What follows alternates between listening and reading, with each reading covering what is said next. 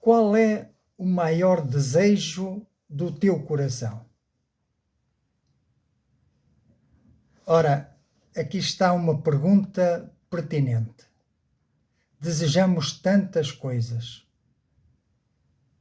muitas delas egoisticamente, pensando só em nós, outras vezes altruisticamente, pensando nos outros.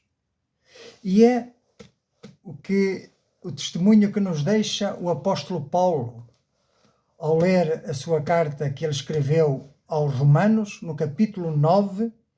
Veja o que é que o apóstolo Paulo diz e nos revela acerca do seu desejo. Capítulo 9 de Romanos. Em Cristo digo a verdade, não minto, dando-me testemunha minha consciência no Espírito Santo. Tenho grande tristeza e contínua dor no meu coração. Não é apenas uma dor, mas diz que é contínua dor no meu coração. Qual a razão desta dor? Estava enfermo? Não. Porque eu mesmo poderia desejar ser separado de Cristo por amor de meus irmãos, que são meus parentes segundo a carne, que são israelitas, dos quais é a adoção de filhos, e a glória, e os concertos, e a lei, e o culto, e as promessas, dos quais são os pais, e dos quais é Cristo, segundo a carne, o qual é sobre todos, Deus bendito eternamente. Amém. Qual era o desejo do apóstolo Paulo? Um desejo ardente, um desejo que doía, uma contínua dor no seu coração. É que ele olhava à sua volta para os seus irmãos na carne, judeus como ele, e via-os afastados daquele para quem apontavam as promessas, para quem apontava os concertos, as alianças firmadas com os pais, para quem apontavam os cultos, as cerimónias religiosas. Estamos a falar de Cristo. Paulo via-os afastados de Cristo. Aqueles que tanto criam e confessavam no Messias vindouro, eis que tinham ali o Messias em carne e osso, e eles o rejeitavam. Tanto rejeitaram que o levaram à cruz. Era esta a dor que o apóstolo Paulo tinha no seu coração. E chorava pelos seus irmãos, porque tinham rejeitado o Messias e, sendo assim, estavam perdidos em seus delitos e pecados, destinados à morte eterna. Por isso o apóstolo Paulo não se podia regozijar, mas antes sentia dor e contínua tristeza no seu coração, porque ele estava disposto a dar até a sua própria vida para salvar alguns deles. O desejo do seu coração, então, era que eles viessem ao conhecimento da verdade das Escrituras, se arrependessem dos seus pecados e crescem no Messias que Deus escolheu. Não que eles queriam escolher, mas que Deus escolheu e enviou para salvação da humanidade. Este era o desejo de Paulo, a salvação dos seus irmãos na carne. E falemos aqui acerca de Cristo agora. Pensemos no que Paulo afirma acerca de Cristo. Diz que Cristo é o descendente dos pais, segundo a carne. Que nele se confirmam as alianças, os concertos firmados com Israel. Cristo é um descendente físico. O apóstolo João, escrevendo no seu Evangelho, diz que ele era a luz dos homens, veio para o que era seu e os seus não o receberam. Antes, pelo contrário, o rejeitaram. Mas cabe-nos agora a nós, pela fé esta oportunidade de crer e de aceitar Jesus como o verdadeiro Messias, o prometido.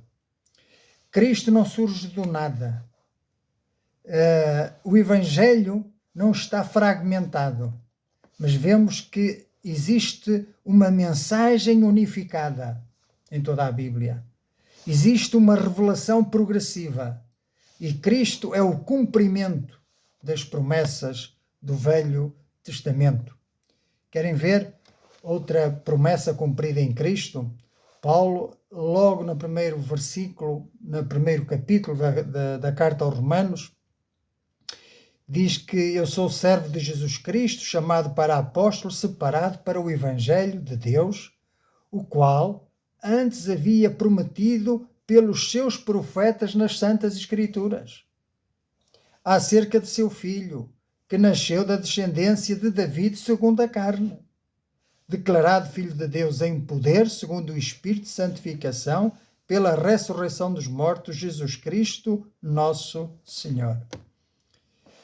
Vemos então aqui uma dimensão física, carnal, do nosso Salvador, o Senhor Jesus. Ele é Deus feito carne, é Deus inserido na história, é Deus com uma genealogia histórica, é um Deus físico, um Deus humano, um Deus real, uma pessoa real. Mas o apóstolo Paulo não termina aí.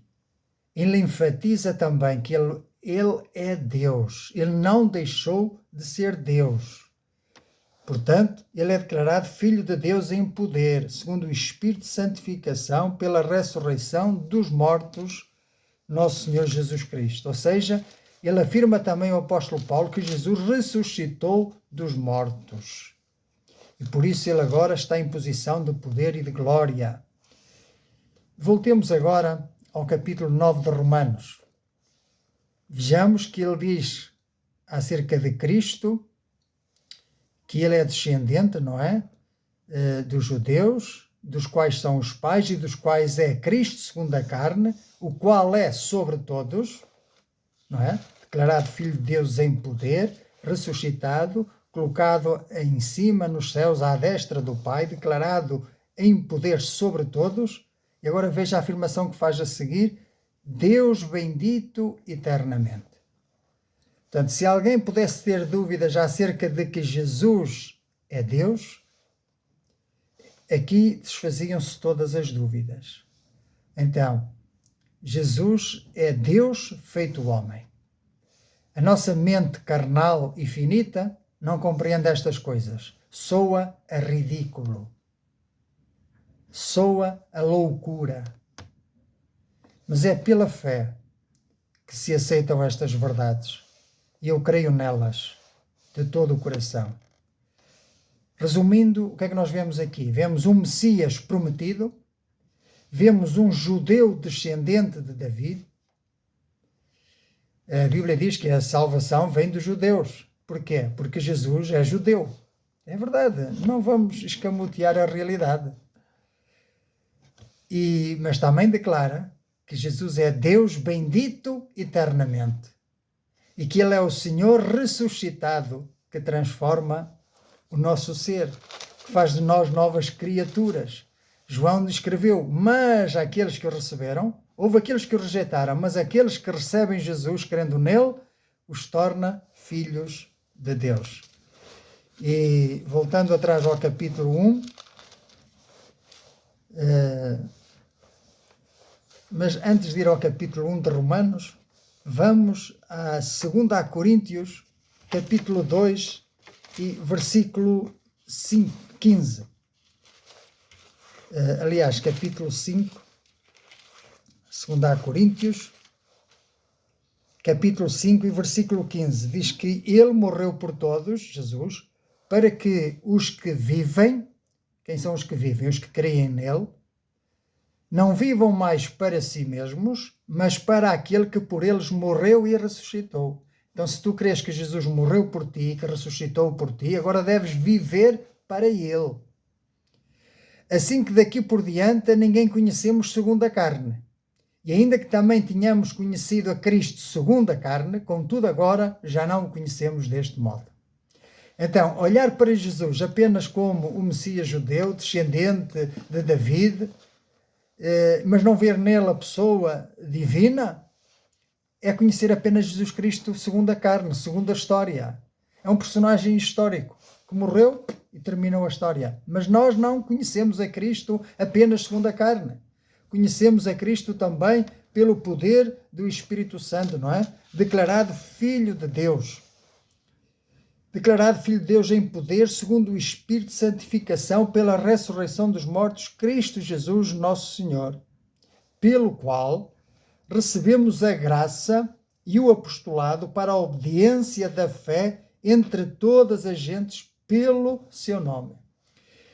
Existe uma obediência que Deus exige de nós. Assim como existiu uma obediência que Deus existiu do Filho. A obediência que Deus exigiu do Filho é que ele fosse à morte, que ele se oferecesse em sacrifício para a expiação dos nossos pecados, que ele nos substituísse na morte, como pecador, não é? Assumiu sobre si as nossas culpas e fosse ali sacrificado e vertesse ali o seu sangue para o perdão dos nossos pecados e ressuscitasse para a vida eterna. Esta foi a obediência que o Pai exigiu do Filho. Mas a nós exige outro tipo de obediência, a obediência da fé. Quando nós cremos nesta palavra, nós estamos a submetermos a ela. O nosso espírito se rende a Deus e declara-o como Senhor da sua vida, declara-o como Rei e Messias da sua vida, declara-o como Salvador, declara-o como Pai amoroso. E assim Paulo dizia que persuadia os homens à fé. E é isto que eu também estou procurando fazer através dos meus vídeos. É trazer-vos à fé nesta palavra que é viva. Para quem iremos nós, dizia o apóstolo Pedro? Só tu, Senhor, tens as palavras da vida eterna. Então, ele diz que somos chamados à obediência da fé entre todas as gentes. Por isso, meus amigos, queria finalizar esta reflexão chamando-te a atenção para estas verdades bíblicas e convidar-te para conheceres uma pessoa, esta pessoa, a pessoa maravilhosa do Senhor Jesus, que reúne em si promessas de natureza física, mas que reúne em si promessas de natureza espiritual, promessas redentoras, que vão para além deste mundo físico, deste cosmos, deste universo, mas que tem a ver com a salvação da humanidade. Deus quer transformar criaturas em filhos, para que entre Deus e o homem haja um relacionamento de amor, de entrega, de confiança, de fidelidade, de perseverança, de gozo, de coinonia, de comunhão. E Deus quer chamar-te a esta comunhão com Ele. E Ele faz isso através do Filho. Através do Filho nós temos acesso ao Pai. Através do Filho nós somos reconciliados com o Pai, somos perdoados, somos tornados novas criaturas em Cristo Jesus. E por isso eu quero apelar-te à tua fé, não é? A que venhas à fé em Cristo. O Senhor Jesus confrontou os fariseus, os religiosos, dizendo: vós examinais as Escrituras, porque cuidais ter nelas a vida eterna. E são elas que de mim testificam. No entanto, me apedrejais, cuspis, blasfemais de mim e mandais-me embora, rejeitais-me. Mas as Escrituras falam de mim. Por isso, meu amigo, não rejeites este Deus que se revela em Cristo e que agora se revela através da sua palavra impressa. Por isso eu te convido a uns momentos de reflexão interior e de entrega. E essa entrega a Cristo faz-se por fé, através da oração. A oração é o diálogo com Deus. E a Bíblia diz que aquele que se aproxima de Deus precisa de crer que Ele é galardoador dos que o buscam, que Ele recompensa realmente aqueles que o buscam, que o invocam. Clama a mim e responder-te-ei e declarar-te-ei coisas grandes e firmes que tu não sabes. Este é o telefone de Deus, Jeremias 33:3. Marca já na tua agenda. Vamos então telefonar-lhe? Vamos lá. Através da oração, vamos falar com Deus. Pai Santo, obrigado pela tua palavra. Compreendo agora as verdades do Evangelho.